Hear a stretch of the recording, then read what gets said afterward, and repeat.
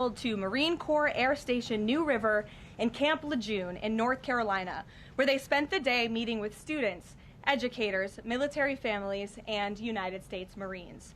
Both the First Lady and Second Lady were grateful for the warm welcome and remain deeply committed to supporting military families and the communities that serve our great nation. May God bless all of them. In economic news, the September jobs report showed the American economy remains strong, with 119,000 new jobs added, more than double expectations. These gains came after the summer passage of President Trump's historic tax cuts and multiple big trade deals with countries around the world. In particular, construction jobs surged by 19,000 in September, the largest monthly gain in a year.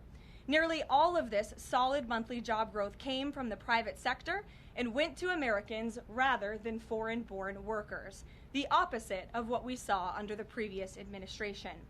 Inflation also remains under control, and wages are up by 3.8% over the year for American workers because of President Trump's pro-growth policies. In fact, real wages are on pace to increase roughly $1,200 for the average worker this year under President Trump. This is a complete reversal of the failed Biden era, when we saw inflation skyrocket to 9%, causing private sector workers to see their wages decline by approximately $3,000. We know that Americans are still hurting from the 4-decade high inflation caused by Joe Biden and the Democrats, but President Trump is making significant progress to fix this, and he will not stop working until he solves it. As the president recently stated, he is never satisfied. For example, President Trump's policies are working to make Americans' Thanksgiving more affordable this year, from their commute to the dinner table. Nearly 100 million Americans are expected to drive next week to spend time with loved ones for the holiday. And thanks to President Trump's drill baby drill agenda, the national average price of a gallon of gas on Thanksgiving Day is projected to be at the cheapest price since the COVID pandemic in 2021. President Trump is bringing down gas prices and providing significant savings to American families at the pump.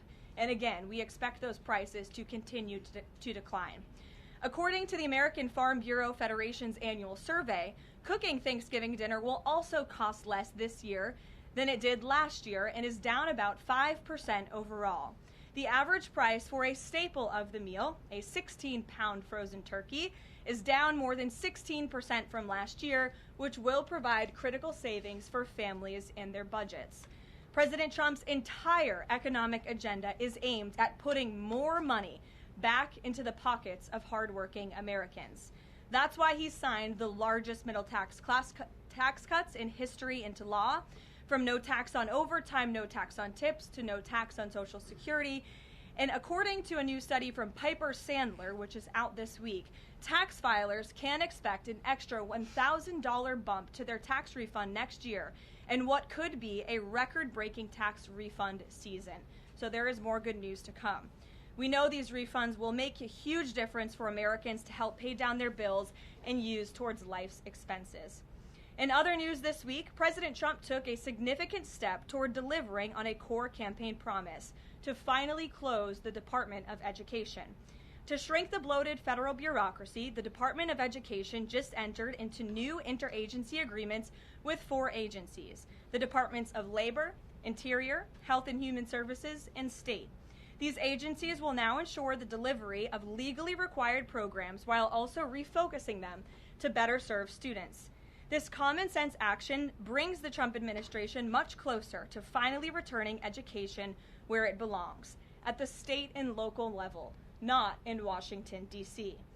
The Democrats' reckless 43-day government shutdown did manage to do one valuable thing.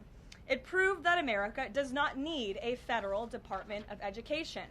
During the longest shutdown in history, the Department of Education furloughed 90% of its staff, and America's education system was not impacted whatsoever. Schools stayed fully open across the country. Students attended class and received normal in-person instruction, and our wonderful teachers received their paychecks uninterrupted. The Democrats' government shutdown made it painfully obvious that American families do not need the Department of Education. Since its creation in 1979 during the Carter administration, the Department of Ed has spent over $3 trillion taxpayer dollars without improving student achievement. Despite peer pupil spending having increased by more than 245% since the 1970s, math and reading scores are down in public schools. In fact, the most recent Nation's Report Card from 2024 showed that 13-year-olds' math scores are the lowest they've been in decades, and their reading scores are the lowest since testing began more than 30 years ago. It's clear that throwing more money at a broken system does not work, and that's why President Trump appointed the amazing leader behind me, our Secretary of Education, Linda McMahon, who is making these monumental changes at the direction of the president. We're very grateful to have you here today to talk about these changes and then take some questions. Hopefully folks in this room will have some questions on the very important topic of education. So please, Mrs. Secretary. Thank you. Thank you very much, Karoline. It's really a pleasure to be here with you today, and thank all of you for being here as well. My purpose here is to speak directly to the American families, not just you, but to the American families, about the work this administration is doing in education to reverse our national decline with a hard reset of our educational system. That reset was a top campaign promise from President Trump to send education back to the states and end Washington's micromanagement of education once and for all. This week we took the most decisive steps thus far to make good on this promise to you. We have linked 6 groundbreaking partnerships with other federal agencies to delegate education department programs that are redundant with existing programs at Labor, State, Interior, and HHS. These interagency agreements to cut our own bureaucratic bloat are a key step in our efforts to shift educational authority from Washington, D.C. to your state education agency, your local superintendent, your local school board, entities that are accountable to you, and we encourage parents to always be involved. Cutting federal bureaucracy is never a popular move among D.C. insiders. A chorus of anti-Trump voices have come out of the woodwork to complain that we are defunding education, harming students, or acting without a plan. This could not be further from the truth. The majority of Americans across the country handed to President Trump the popular vote precisely because they have seen the brokenness of a top-down education system run by the federal government. They're painfully aware that only 3 out of 10 students can read proficiently at their grade level. They know that college students are collectively $1.7 trillion in debt, and less than half of college graduates get a job that actually uses the degree which they studied so hard to get. They see more teachers than ever before leaving the profession due to burnout, over-regulation, and lack of autonomy in the classroom. Anti-Trump voices are stirring up fear that returning education to the states is a draconian action. When Americans hear that we are shutting down the department, but given no other details, 51% oppose it. But when those same Americans are informed of our plans to preserve important elements of our work in other federal agencies and to maintain the K-12 funding that is distributed to the states, that number flips to an even greater majority at 56%. And they support returning education to the states and breaking up the bureaucracy. That's because the Department of Education is a pass-through entity. It doesn't educate a single student. The money it sends to states for education can be sent directly without waste. The Democrats' government shutdown proved that without a doubt, and I'll reiterate what you said, that the Department of Education was not necessary during the shutdown. Now, this is what I've seen already on my 50-state tour that I've embarked on. Educators are innovating in their schools. States are customizing their budgets and standards, and post-secondary institutions are planning for the economy of the future. But we're not leading them. They are informing us. That's why our final mission as a department is to fully empower states to carry the torch of our educational renaissance. Education is local. It should be overseen locally by those who best know local needs. We're not ending federal support for education. We are ending federal micromanagement and paving the way for education renewal through state reforms like school choice, the science of reading, and restoring the right priorities in higher education. President Trump promised to send education back to the states, and we're keeping that promise. America's next generation will look back on the work we've carried out, thankful for an education system that prioritizes students over bureaucracy. Thank you. Well, thank you very much, Madam Secretary, and we'll take some questions for the Secretary if you have them. Elizabeth, why don't you start? Thank you for joining us. You announced the partnership to move some functions of the Education Department to other agencies. Are you talking to members of Congress about codifying this so that it lasts beyond the administration? Yes, we started our conversation, and thanks very much for asking that, because there have been some reports that Congress is in the dark on this. That's clearly not true. We've been talking to, I've talked to dozens of members of Congress to explain to them exactly what we're doing, to bring them up to speed, and to say to them, look, when we have completed some of these transfers that are working incredibly well, then we will be looking to Congress to codify those, make them permanent. Brian. Thank you. Secretary McMahon, what is the update on the negotiations with Harvard? I know the President has publicly pointed to you as somebody who's worked on that. I think you've talked about that at length, but I'd like to understand where are things with those negotiations with Harvard this time? They're ongoing negotiations, and I feel very comfortable that we are getting close to having those negotiations finalized. It's been open door conversation all along. Deanna? Hello, Mrs. Secretary. The President recently posted about establishing a federal standard for AI. Do you know if the administration has a view on the use of AI for students in schools? And Karoline, do you know if the President personally uses AI? I don't think so. You can handle I've that never one. witnessed it, so I can't attest to that. Well, I do think AI is going to need guardrails, but I have witnessed AI firsthand. I was at the Alpha School in Austin, Texas, and the first 2 hours of every day in that school, students are learning through AI. They have their headsets on, they're in front of their screens, and the AI is really acting as like an individual tutor for those students, allowing those students that can progress faster to do that. Those who need a little catch up, it refeeds information to them. And so after those 2 hours of learning, the basics of what they're doing in their curriculum that day, then they spend the rest of the day, I mean, they have good recess and all of that time, but then they spend the rest of the day in what are called life skills, and they're actually using the information that they've learned this morning. So I've seen some AI in action that is really proving quite beneficial. Michael.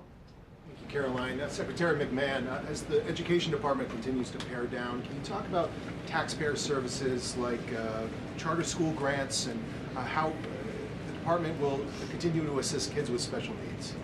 Well, we are going to make sure that there's no interruption in getting that grant money out the door. I mean, that money is, it comes from Congress, it's appropriated by Congress, and we legally are obligated to do that. And the transitions we're starting to make, our first programs that went over to the Department of Labor, that was a few weeks ago. We actually signed the first interagency agreement, which we accomplished under the authority of the Economy Act. We transferred grants for WIOA and for the Perkins Act.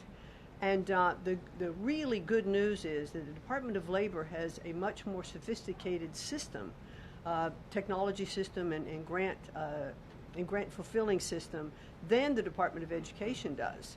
As a matter of fact, our executive manager that went over with that group over to Labor said he would compare what the labor system is to education's like held together by bubble gum that is not connected to any other part. So we were able to get those grants out the door more smoothly, and states have actually better access for those systems than they do at the Department of Education. So that's a real bonus. Take a couple more. Carrie, go ahead. As far as the diversity, equity, and inclusion new regulations that came out from the administrations, a lot of schools, whether high school or even higher education is concerned, some of them are defying these new administration policies, even apparently according to a new report. I'm sorry, I can't hear you. As far as there's been a new report from the administration saying that half of medical schools are defying the administration when it comes to DEI policies. What type of action will the administration take for these schools that are defying the new DEI policies?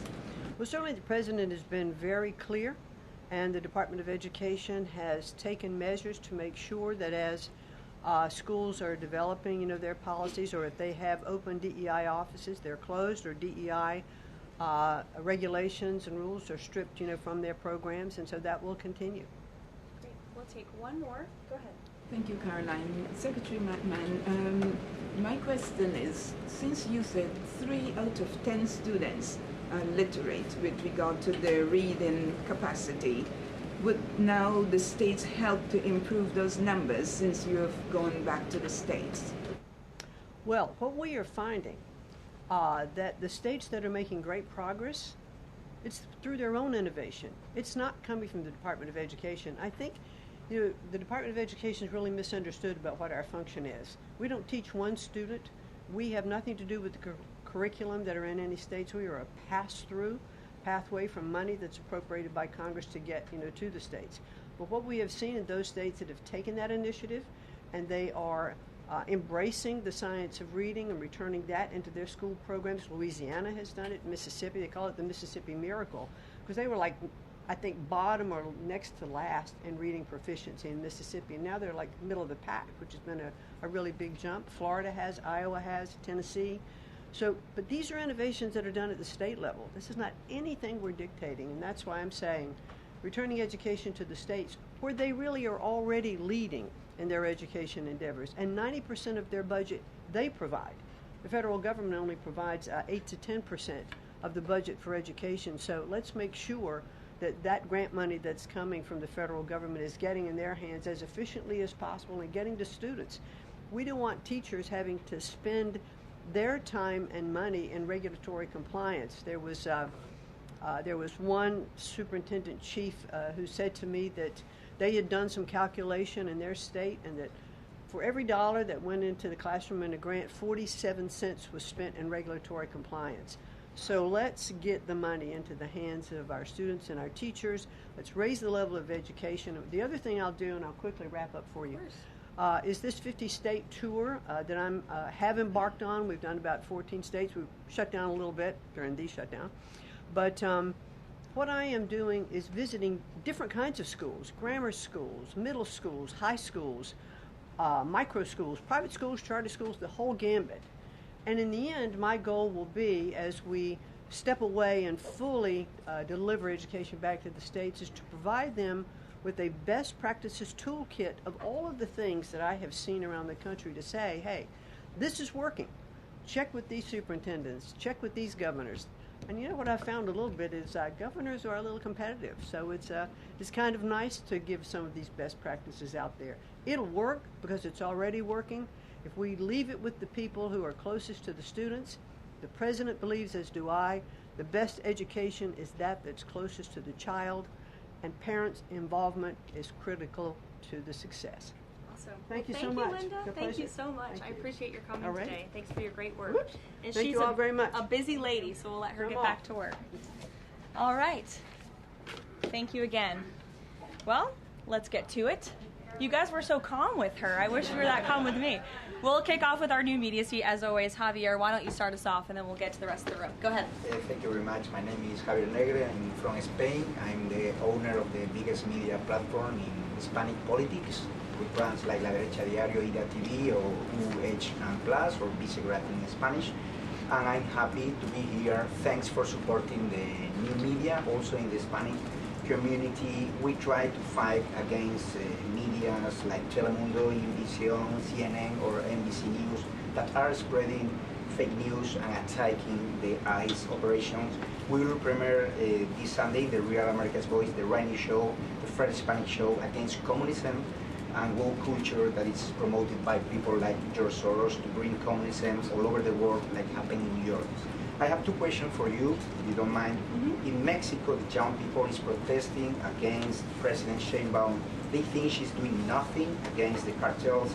Sheinbaum used the police to attack them, young people, kids, girls, and she's attacking journalists like me in a country where 150 journalists have been killed in the past years.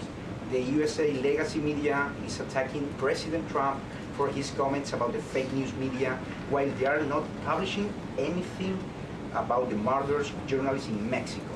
Why do you think they stay silent about the murders of journalists in Mexico and the attacks to businessmen like Ricardo Salinas? And my second question is, Trump said he has a plan for the narco state of Venezuela. Does he have a plan for Mexico where, according to Stephen Miller, the cartels are controlling governments and territories? Sure. Well, thank you, Javier, for the question, and thank you again for being here. We're proud to have new media voices in the briefing room. As for President Sheinbaum and the president's relationship with Mexico, I will tell you that we have seen historic strides from President Sheinbaum and her administration in Mexico when it comes to cracking down on the cartels. They have been incredibly cooperative with the president's efforts at our southern border to crack down on illegal immigration and also the illegal trafficking of drugs at the southern border. Now the president is very interested in taking additional measures against the drug cartels. He's been very clear about that. He's spoken about it, and this is a promise that he made to the American public. And so his national security team is discussing these options all of the time. And on the campaign trail, the president promised to take on the cartels. He has taken unprecedented action to do so, and he has left additional options at his disposal on the table. So those are only decisions that the president can make. Thank you. What about the silence of the legacy media about the murders of journalists in Mexico? 150 journalists have been killed in the past years. Yeah, well, it's certainly something I wish the media would report on more, and it's something that this administration absolutely condemns. I can't speak for the media, but I can speak for the president. That's not something he wants to see. Thank you. Sure. Thank you, Caroline. Is there anything that Mayor-elect Mamdani could say tomorrow that would ease the president's concerns about his future leadership in New York? Look, I don't want to speak for the president or get ahead of this meeting that we are currently working on tomorrow. As you saw, the president put out a statement tomorrow that the mayor-elect will be coming to the Oval Office, and so our teams are arranging those details. I won't get into the president's thinking on it. I think you'll all hear from him directly.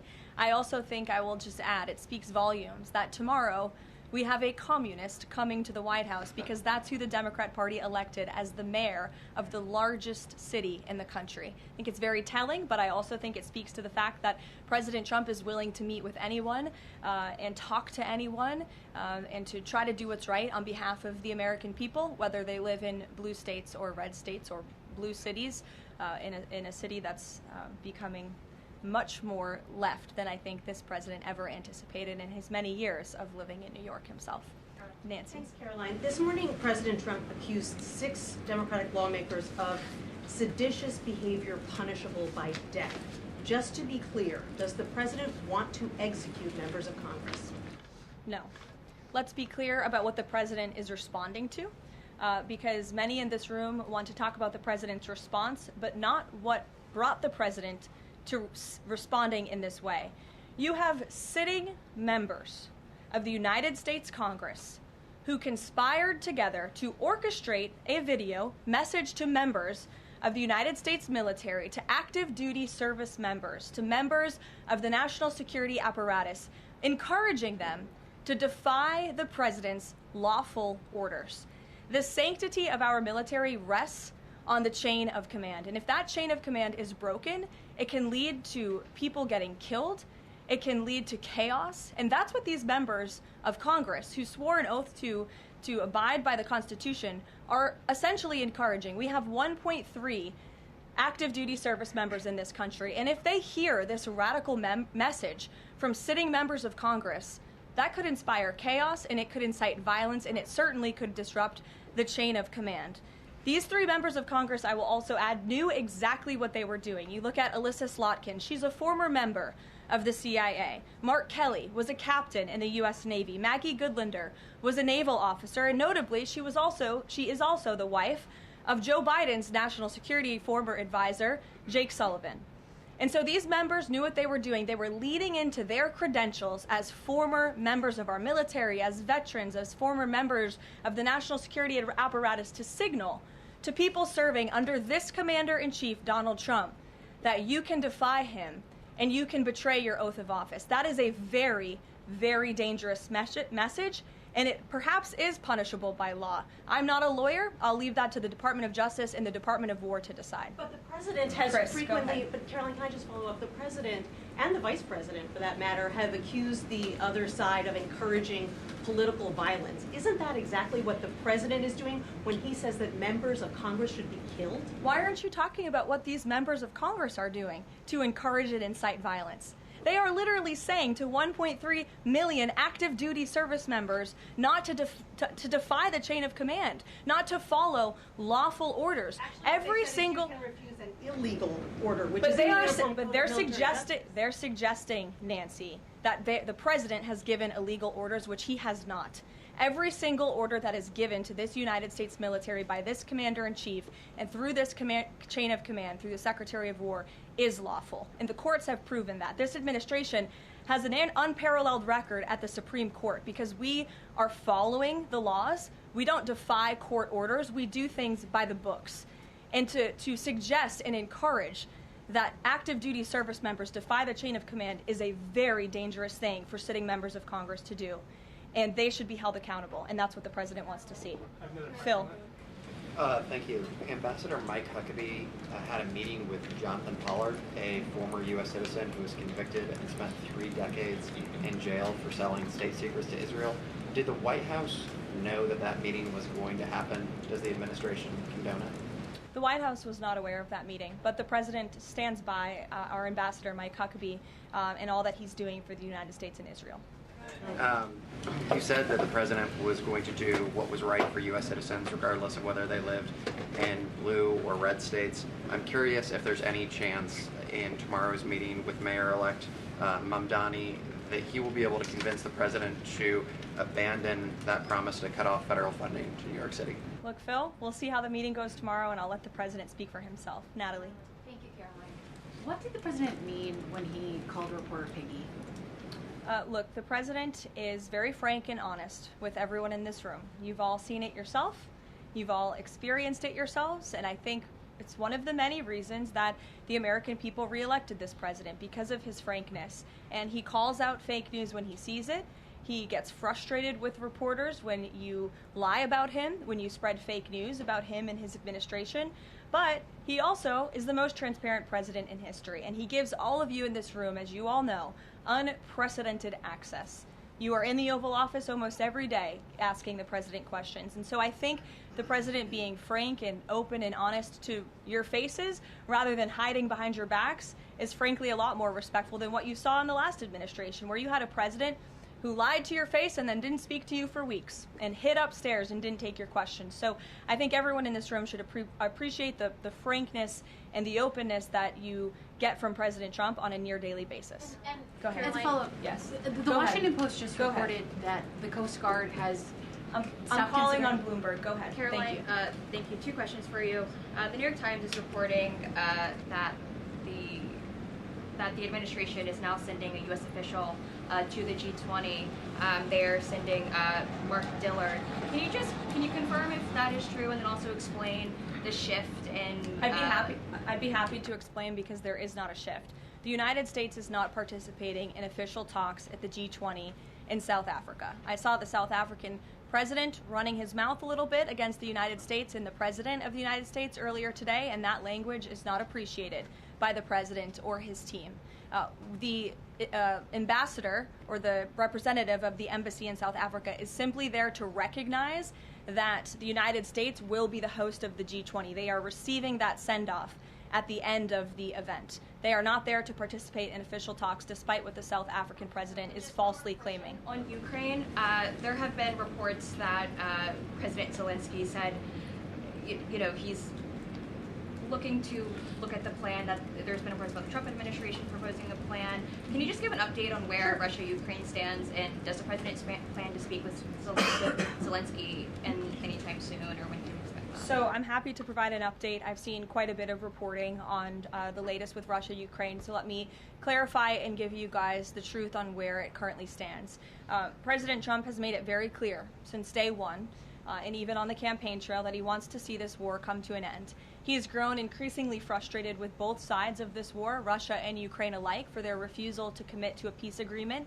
But nevertheless, the president and his national security team are steadfast in seeing this war come to an end, to end the killing and deliver on the president's promise. Special Envoy Witkoff, Marco Rubio, have been working on a plan quietly for about the last month they've been engaging with both sides, Russia and Ukraine, equally to understand what these countries would commit to in order to see a lasting and durable peace. That's how you get to a peace negotiation, right? That's how it worked with Israel, with respect to Israel and Gaza and all of the Arab countries in the Middle East. That's how we accomplished that historic agreement, which the UN, by the way, voted to commit to and accept this week, which was a huge monumental moment.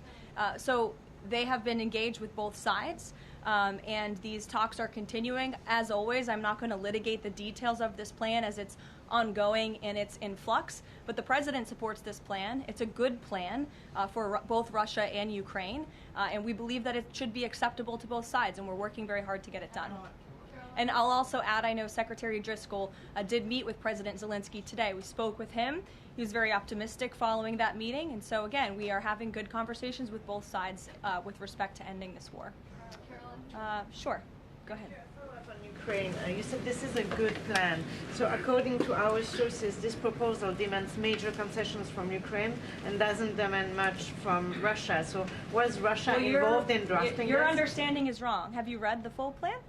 You haven't. Sources says. Yes. So if you can give details, You've read reporting from one side of the war, and so I want you to understand that the administration has talked equally with both sides. You have seen President Trump engage directly with both President Putin and President Zelensky. Likewise, his national security team has as well. In fact, Special Envoy Witkoff and Secretary Rubio met with some of the Ukrainians just in the past week to discuss this very plan. And so just like you saw with respect to Israel and Gaza, we are hearing out both sides of this war to understand what can you commit to end the war. And that's ultimately how we are going to get to an agreeable solution. That's what the president has directed of his team. I know there's a lot of criticism out there and a lot of doubters, but I would just remind you of the historic success that this president and his team accomplished in the Middle East. We believe that is possible with Russia and Ukraine, and we're hoping and working very hard to achieve that. Stephen. Could you provide a little more context on what to expect tomorrow with the Mamdani meeting? Will it be in the Oval Office, or is it going to be open at least partially to the press? I don't have any more details to read out for you on the meeting quite yet, Stephen. I know it's of great interest to you and the New York Post, but we'll keep, maybe if it opens, we can commit to letting you in. Sure, go ahead. Thank you, Caroline. It came up yesterday during a confirmation hearing for the president's pick to lead the CFTC that the CFTC currently has 0 Democrat commissioners, whereas usually it's had 2 or more. Does the president plan to appoint Democrats to financial regulators like the CFTC and SEC, or does the president feel that there shouldn't be Democrat leadership at those agencies, consistent with the administration's move earlier this year to remove Democrats from the FTC and other agencies? I'm going to be completely honest. I haven't spoken to the president about the CFTC in quite some time, but I'm happy to check in with our presidential personnel office and see if there's any updates that we can provide you there. Sure. Thank you, Caroline. Last week on Fox News, President Trump said that we've had a lot of problems with the French. How would you describe the current relationship between France and the U.S.? Look, the relationship remains very strong. President Trump speaks quite frequently with Emmanuel Macron. I think they have a good working relationship. But the president is not shy to point out when he has disagreements with world leaders as well. And he's done that with respect to Mr. Macron as well. Deanna, go ahead. Caroline, there are reports that Qatar is acting as a mediator in the Ukraine peace process. Can you confirm that, and why did the president choose that country? I'm not going to get into further details other than what I previously shared, which I think was quite a bit of information. Brian?